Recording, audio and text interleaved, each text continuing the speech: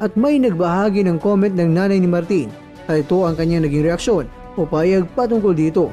Hindi pwede na si Mero Inidoro Bungangero ang kapatid mo. Halos gusto niyo mabura at pabagsakin si Wonderboy. Matupad lang ang pangarap niyo na makuha ang rankings niya para kayo na ang lalaban ni Noe, which is unworkable or doesn't work. Banned ang kapatid mo na si Casimero sa Japan and in the US dahil sa mga katutak na kaso niyang hinaharap.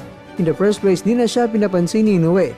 Casimero is not deserving and not worthy for Inoue according to the monster. Mga kakwento, hanggang sa ngayon ay sinusubukan ni Mr. Kwento na alamin kung saang post nag-comment ang nanay ni Martin dito. Hindi ko masasabi talaga mga kwento dahil baka dami account lang ito.